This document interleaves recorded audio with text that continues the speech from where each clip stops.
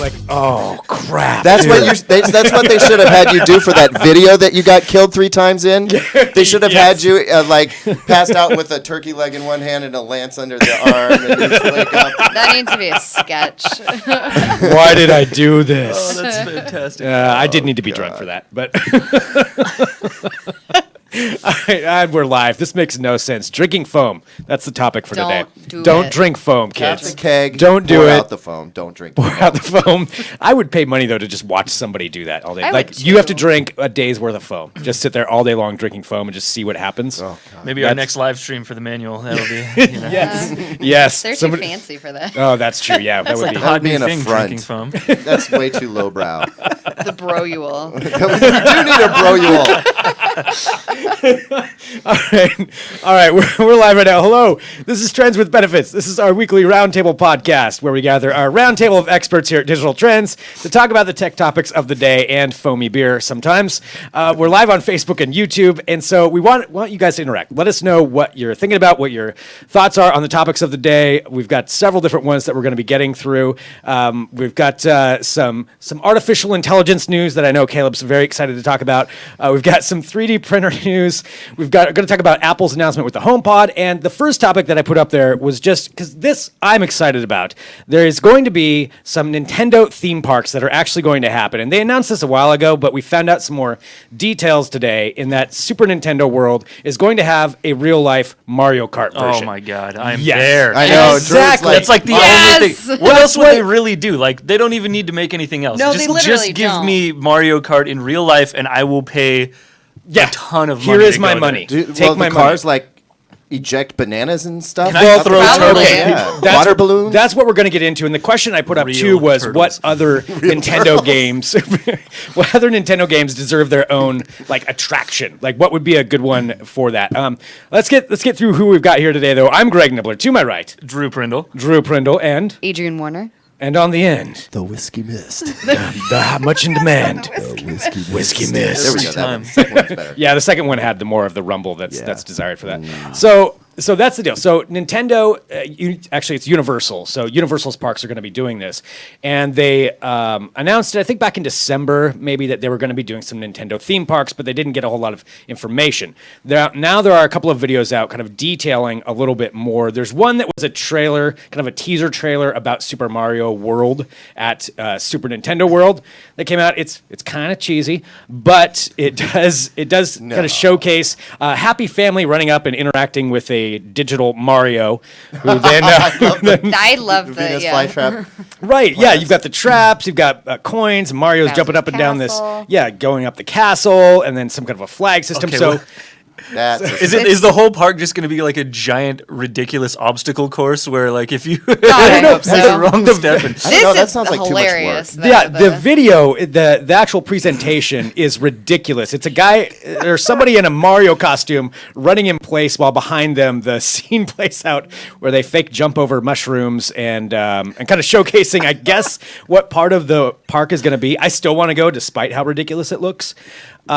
And so that's showcasing part of it. But one of the announcements that they said with it, and I do want to show the actual people coming out, the awkwardness that comes up here in just a minute. If you're watching on video, the most awkward part are the CEOs coming out with Mario hats and giant gloves on. Oh yeah. I mean, it's one of And their pose at the end. the most awkwardly uncomfortable things. You know what's messed up is they kind of look like airline pilots. They do.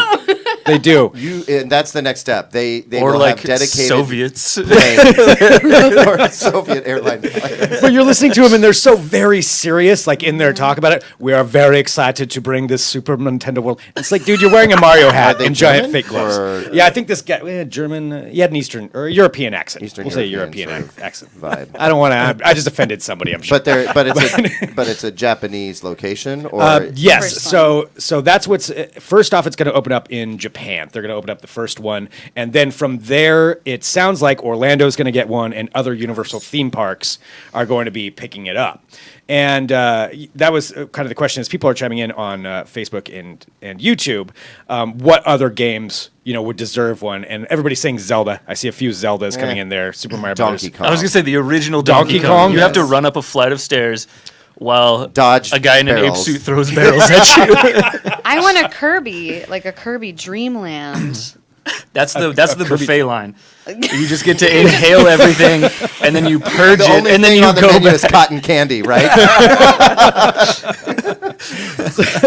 So the first one's going to come out in 2020, but the interactive Mario Kart system, and they haven't given a whole lot of details about how it's going to work, but it is going to be a real life Mario Kart interactive. My guess is kind of one of the theories of it is that they're going to involve some kind of augmented reality or VR with it. But if I can drive around a cart and even virtually huck turtle shells at people, I am so into this 100%. Like Drew said, take my money. Yeah. Take my money. Yes. I am in. Although I don't want any virtual in this. You want to actually? They've already got plenty of arcade games and console games and all the other games where we've been playing this game virtually forever. Give me the real You deal. can do Give that. me You can do the real deal in Yeah? Japan. You can go on the streets and do Mario Kart. I'm not sure what the kind of like effects are. I don't think you Dude, can. I want real banana peels. Yeah, I don't think you can do that. But they put you in a suit. anvils You that I pick can a just throw up in the character, and you drive in the streets of Japan in Mario Kart cars. All I right, well, heard that's where Nintendo I'm was going going next. after them a little bit though. for Probably. that. I don't think it's. It's not Yeah. sanctioned. Yeah. It's not official. Right. doesn't have stamp of Manuel Japan Kart on or it. something like that. They're going to change it slightly. So But this is when the Olympics are also happening, right? In 2020, like this Correct. is going to be the year of Japan. Yeah. I'm so excited. Oh damn. yeah, and so that's probably holographic. I'm sure Olympic Games and all of that stuff that they're trying to do. It's Japan. It's going to be huge. But yes, And when's that the is- mech war happening? So the mech war is next year happening after that. this summer. I believe they're going to have. Yeah. Oh, the- this That is was a the real plan. thing. Supposed to I'm be this sorry. summer. I Yeah. thought you were talking about the future when we all die. Japan, right? Yeah, that's happening too. Man, Japan is back. Japan is back. Yeah. Japan took kind of a hit there, in the world of consumer electronics and a number of different ways. But they're officially back thanks to Mario Kart. Good job, guys. The Whiskey Mist has officially proclaimed Japan is back. Right now. Everybody in Japan's like, we've been here the whole time. I don't know what you're talking We've been about. doing great. Who is this guy? Andrew says AR through a racing helmet would be amazing, and that is kind of what I'm guessing. Maybe it'll be. Yeah. you actually makes have the cart, and then maybe it's kind of like a laser tag thing. You can tell people that. It'd be cool if they could electronically impede your car's speed. Like, if Right. you Yeah, were to they probably somehow- would, yeah. hit some sort of That would be object and it sweet. automatically slows you down, or Uh-huh. it electronically forces the steering wheel to go all the way to the left, and then you end up having to do a few Spin. circles Right. before you can go. Yeah, They runs can you have off a fun with cliff. this. I'm there. That Yeah. sounds fun. Yeah. See, I agree. That's why I was so excited about it. I wanted to talk about it at the beginning. So let us know what game you think should be included in the Nintendo world when it comes out. All right, let's get on to some actual tech. We do have some things, and I wanted to talk about this, just kind of follow up from last week. Before WWDC, or kind of during it, we were talking about the Siri-powered home assistant. And it's the Apple HomePod is the name they settled on. It's going to be their competition for their competitor to Amazon's Echo and to Google Home. There's a few things with it. It's not going to be until December, and it's going to be $349 is what the price is going to be on this thing. But I guess the speaker system is what they're going after as far as maybe to make them stand out. And Caleb, I know you know more about this. Because this, what they're really angling is that you're going to buy this because of the speaker system? That's where they're trying to fit, right? I mean, Yeah. Siri is no match for Alexa right now, or Google's assistant. So they're not really competing there. It's like they're somewhere between Sonos, which is a really great sounding, very easy to use, user friendly, multi-room wireless speaker technology, and then the smart speaker aspect. So the way they're trying to make themselves differentiated is with the sound quality. It's supposed to use an app on your phone or onboard technology to read the room and change the way the speaker's output comes out so Yeah. that it sounds really good and fills your room. It's supposed to be a really great sounding speaker. And like I said, like a couple of weeks ago, sorry to sound repetitive, but Right. since when does Apple care about sound quality? That has not been their motivating factor. Look at HTC and LG all have phones with, really high-tech audio components in them so that it sounds really good. It's even good at recording Right. audio. Apple's never had that. They even killed the headphone jack and made it even harder for people to use their really nice headphones with Yeah. their devices. So Oh, they've you like actually those? stood No. in the way of audio quality all of this time.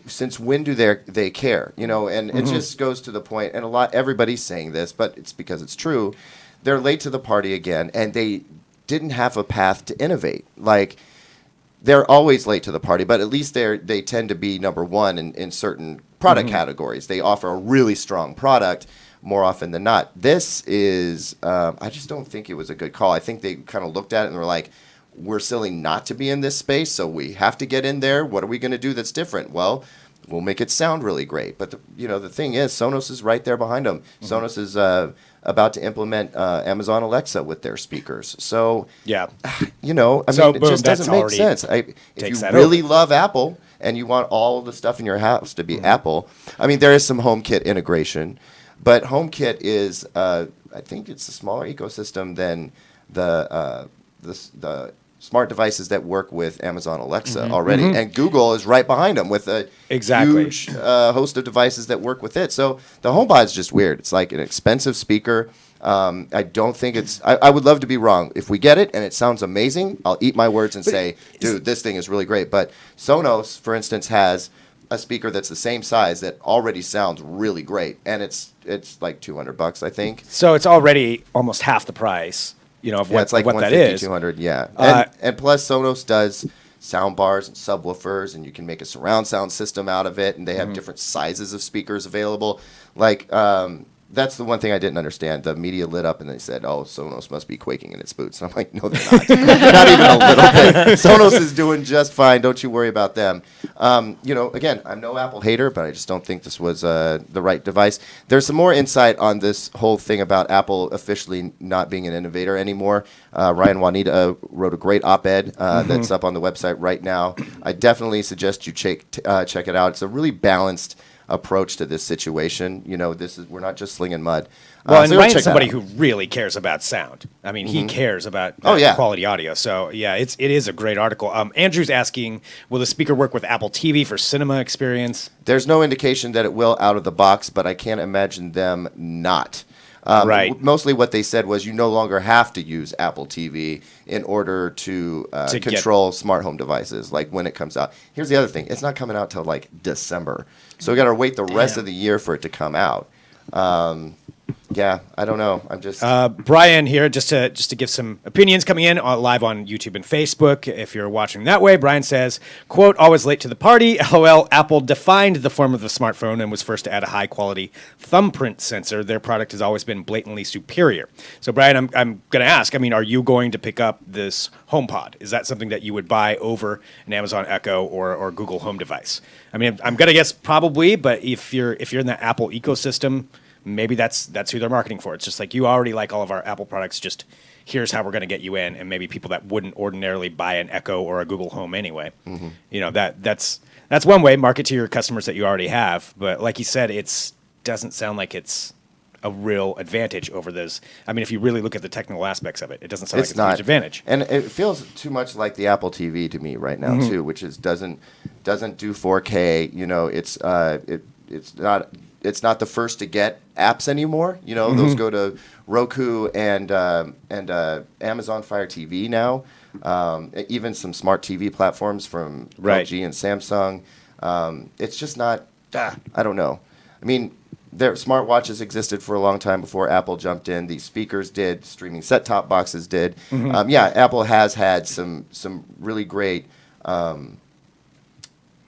revisions to existing technology lately, but this isn't the iPhone, this isn't the iPad, this isn't the groundbreaking MacBook Pro that everybody's been waiting for, Right, and that's what Brian actually just followed up. HomePod, no, I'd wait a few versions. Yeah, maybe a few versions down the line, but at that point, I just feel like Amazon and Google are going to be so far ingrained in everything else that I don't know. Embedded into they'll be embedded in every product.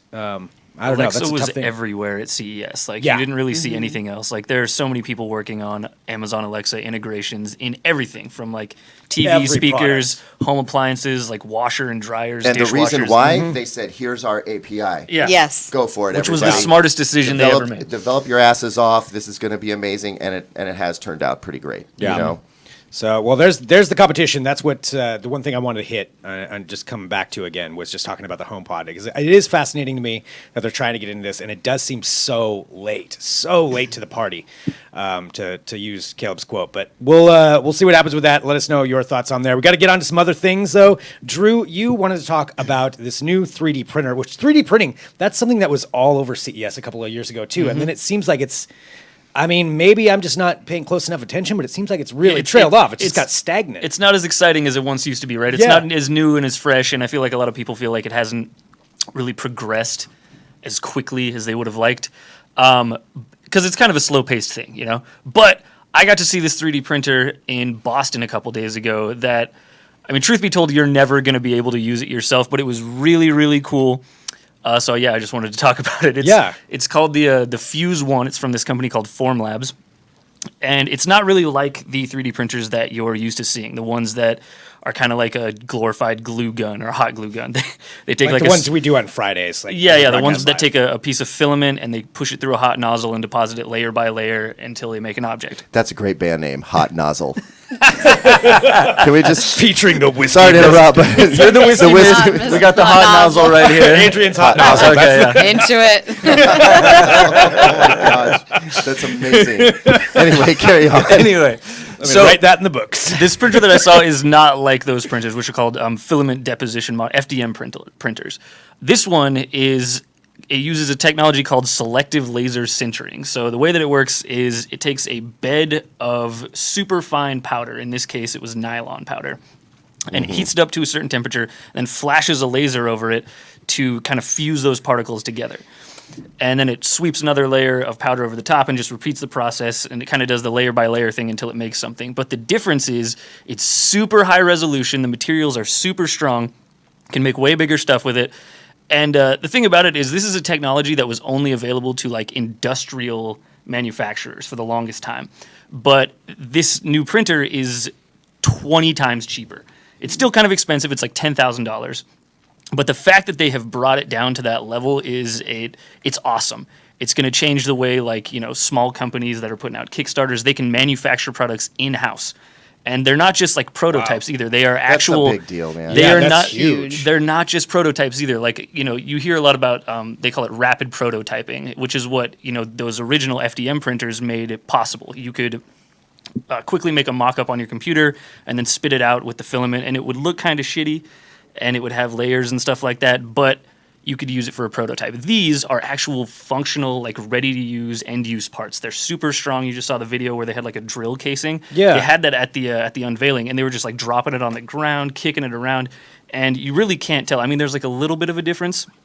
There's this kind of roughness to it around the edges, but it's really, really slight. You don't really notice it. So yeah, that's going to be pretty revolutionary. And the other thing is, so this company, Formlabs, did that same thing. They took an industrial technology and kind of democratized it and made it way cheaper and way more available a few years ago. They did it with this printer called the Form 1, the Form 1. I remember that. Which was an SLA printer, stereolithography, and that one works by shining a laser up into a pool of photo-curable resin, hardening it by layer.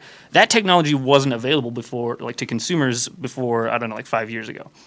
But then they made that printer, and it's been off to the races. There have been so many other companies that are holy crap, we can do that. So now, whereas SLA printers used to cost upwards of $100,000 and you could only get them at an industrial level, there's one on Kickstarter right now for $300. So these technologies that they're taking out of big industrial manufacturing and bringing them down quickly get democratized, and they just really, really quickly make it available to people like you and me. So they're just basically quickening the pace at which 3D printing is progressing. Well, I mean, even at 10 grand, that's such a deal. I mean, because it's such a hurdle for a startup or a Kickstarter or anything to get an actual physical product in hand just to showcase it. A company. It's the number one problem with Yeah. Kickstarters is having to manufacture in Asia and all the trouble that comes along with that. Yeah. Because Yeah. they don't do anything small scale. They don't do small batches. Right. It all has to be huge batches They hold your product ransom if you don't pay on time. This is why we get hate mail from people saying, I hate that you guys supported this Kickstarter. Well, we don't support them. We say they have a really great idea. Yeah. And then the caveat there is we hope they know how to do business because And their so many of them manufacturing fail. is the problem. So many of them fail because of that, because people, they Manufacturing. have great ideas, but they've never gone through the motions of actually bringing a product to market before, Right. and Which so they is a don't really know complicated that all process. of the custom tooling and form making and all of the stuff that Exactly. goes into it is really, really complex. But for this, like a company could buy one of those printers and they could be the hub for that. Be like, okay, here's the price.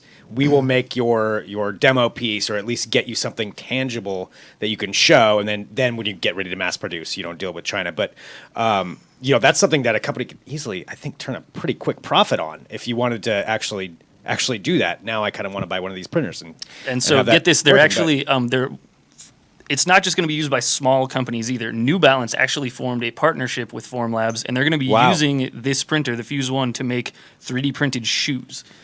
That's cool. Reebok Nice. is working on something similar too, I think. Using new materials, 3D printing to kind of take shoes to the next level. Yeah, this is finally coming around and actually making huge changes in stuff that we touch every day. Right. It's right on the cusp. Here's my question though, Drew, since we're talking about 3D printers. What is the missing link between the stuff that, that's more at the commercial level, and all the success that we're seeing there, and like the home-based 3D printers? Because frankly, we have 5, 6 3D printers in here, and we can't get them to make jack shit. What are you talking about? Well, all I know is that they're constantly failing. We're having to start over. Things get stuck. And really, we're printing some pretty basic stuff, right? Not a lot of it is functional. Even the stuff that is more rudimentary doesn't work every time. I just imagine anybody who buys a 3D printer and brings it home and is expecting to have a bunch of fun with it might get disappointed with the process. What is it? Is it in the design, the computer design? Is it in the quality of the printer? Why is there such a big disconnect between what we're seeing on the screen today and what we're seeing in our homes right now? I think it's a lot of factors that go into it. One of them is just the quality of the printers. So the ones that we have in our houses are, way cheaper than the ones that they're using in industry. And, that's just so we can get a hold of them. But at the same time, there are trade-offs. They're not going to be nearly as accurate. They're not going to have all of the super high-end, fail-safe features to prevent them from, snapping off the bed during mid-print or something like Right. that. And then there's also, if they're in industry, the professionals are going to be operating them. Like these home printers, You just kind of set it and I don't know, right? there's a bit of a learning curve. I mean, I like to think I'm decent at it, but it's, stuff goes wrong. It's a messy process still. And I think I don't know, You are decent at it, but you have been working at it for years now. Yeah. well, I feel like it's getting easier. That's one of the things is they're kind of they are trying to simplify it. Because before you had to know a lot about it in order to just get something to print at all. Because I want to print out my, I'm always losing my Phillips head screwdriver. I want to Right. be able to Right. print out a Phillips head screwdriver, print out a socket set, wrench, actual tools that I need to use every day. I would love to, instead of going down the hardware store for that stupid toilet handle thing that just broke again, I print that stuff out at home. Right. And that's the dream, right? And I feel like it's happening, but it's happening slowly. So it's a really slow I don't march. do slow. I'm so tired of waiting for this technology. But if you think about the grand scheme of things, man, it's only been it really is 5 I'm years. just being Totally, impatient. I'm totally impatient. I think it's- MakerBot was. I remember Yeah. the first CS that I ever went to was when they unveiled their first the mini and the large one, the Z18. And that was still, those are primitive by today's standards. And now, I'm saying, we have these SLA printers which make way better parts. You can't even really tell that they're made by 3D printers. They're super smooth. They look great. They're really strong. They work with a ton of materials. And now that we have this other technology kind of trickling down, it's not unreasonable to think that in a few years we're going to have way better 3D printing technology just available at our fingertips. I can't wait Yeah. until I can be like, Alexa, print me a McRib. and that shit happens Back in my to the home. They do have food printers, man. That's a Never thing. went away from the Oh, McRib. God, that'd Adrian. be horrible. Really? I didn't. You're one of the McRib people? There's a very devoted fan base to the McRib. Didn't we have this conversation with the Domino's ordering thing? Yeah, Let's Yeah. have it again because Yeah. I missed it. Yeah, I love the McRib for how terrible it is and what it represents. And All right. but I actually behind make that. a really good homemade version of a McRib. It's excellent. Okay. I'll make one for you someday. Trust All right, me. that'd be all right. I'm in Does that. it- We'll do that on the Does it have vodka whiskey episode. mist sauce on it? It sure does. I Whiskey don't Mist know. barbecue sauce. Come on down, get yours. Whiskey Time to mist. get we need some Whiskey Mist merch in the house. We do, yeah. soon. We'll get the shirts I made. feel like it'd be really hot in Japan. I'm huge in Japan.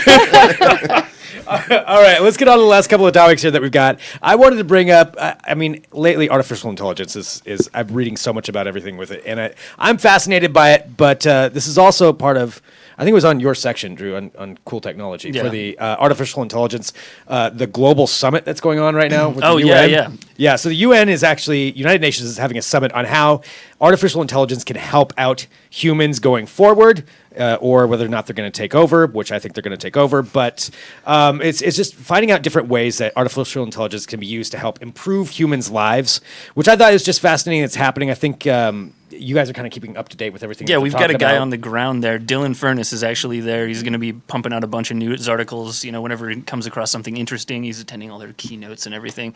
So yeah, if you're interested in AI, keep an eye on DT for the next few days. So all that's a digital trends, but there are a couple of articles that came out about it, just about artificial intelligence and the different ways they're trying to teach it to learn. I mean, we all know about the failed experiment on Twitter. What was Microsoft's AI bot called? I can't remember the name. I'm sorry, I'm blanking I on don't it. remember Anyway, either, it but turned it was into a bad. Nazi within 12 I hours. feel like it started with a T. Yes, I think you're right, and I forgot the name. But And the nasty. yeah, Sorry. Tracy and the Nasty. That's opening up for the Whiskey Mist and the Flame Bot, or what was the other one?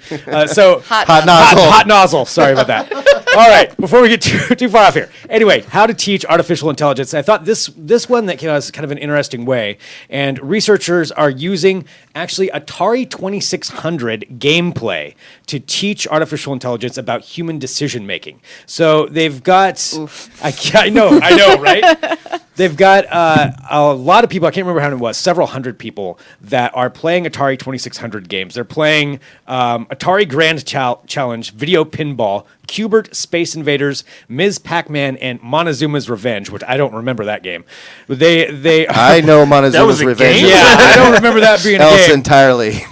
That ain't sure. no game. It certainly isn't fun. Don't play around with that. We'll learn decision making that way. So they're doing that, and they're following what humans do for trial and error, for reinforcement learning, and they're giving the people that are playing it incentive to play well and try to conquer the game. But that's how they're teaching them on what to do, to provide real world data on how humans decide to overcome obstacles. Well, Using it- Atari 2600. It helped me as a child. So I Yeah. don't see why a childlike AI bot. Why should Right. the We're AI gonna be have a allowed bunch to of play whiskey video mists games? running.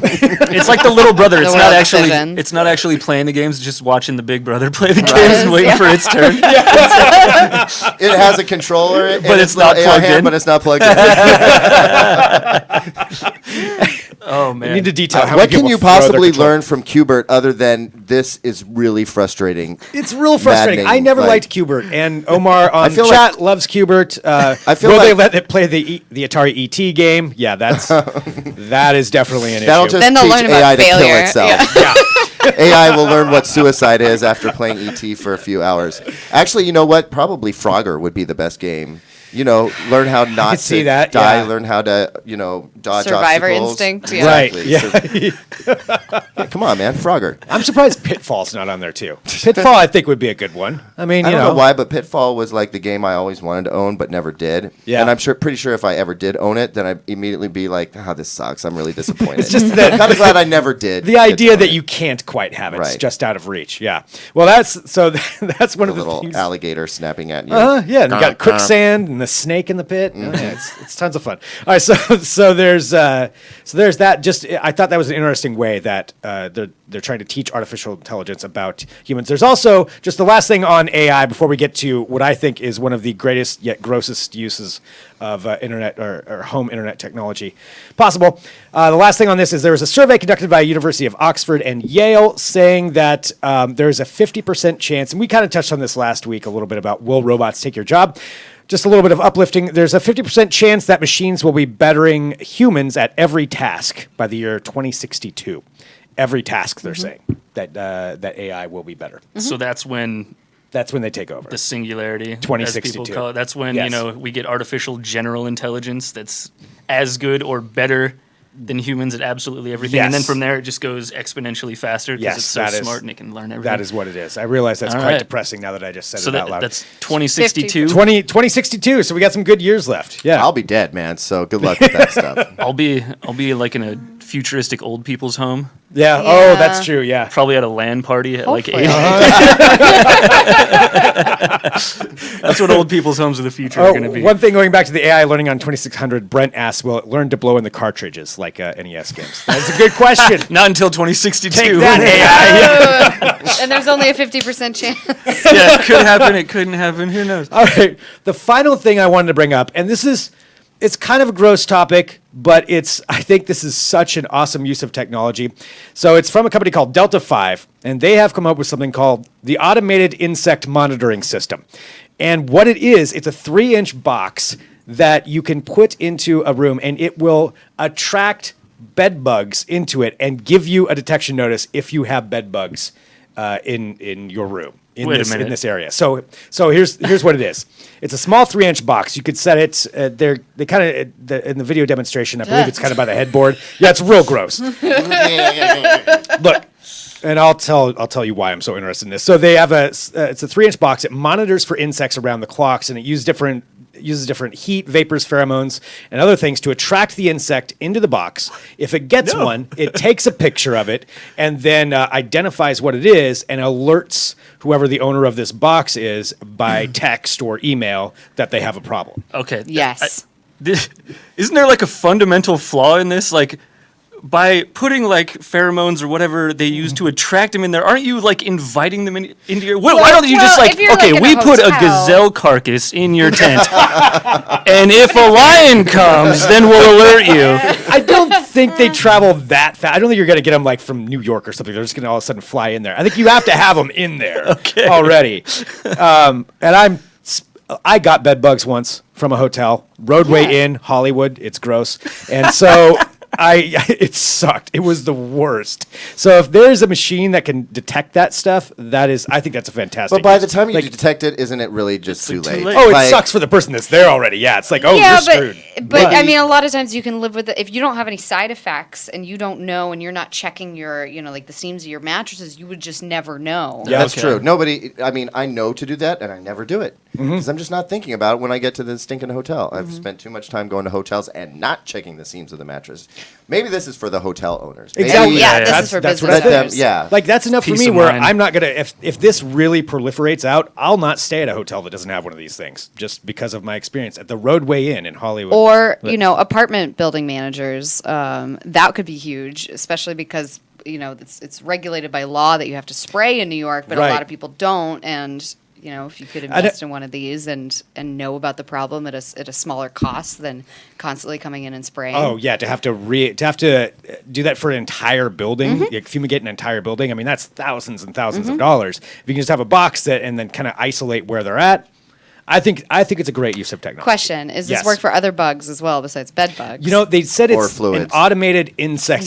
I don't know about the fluids. I mean, what I think other that's kind of just- think about it? I think that's the classic black light. I think that's what you have Yeah. to do for that. I'm just saying there are a lot of other things you want to detect in a hotel room, and Chris- let's find the solutions for those. Kristen says, or just bring it when you travel from now on too. But then the problem is, I don't know how long it takes to attract them in. Yeah, So you seems make like it a a beep prolonged in the sleep. middle of the night. Oh no! Like, if it's- constantly checking. I would never be able to rest if I had that on me. I think it's a great idea. So that's I think it's a wonderful brilliant use of too, yeah. technology. Caleb is not a fan of it, but No, I that's mean fine. it's great. It's good. I'm not going to rail on this thing.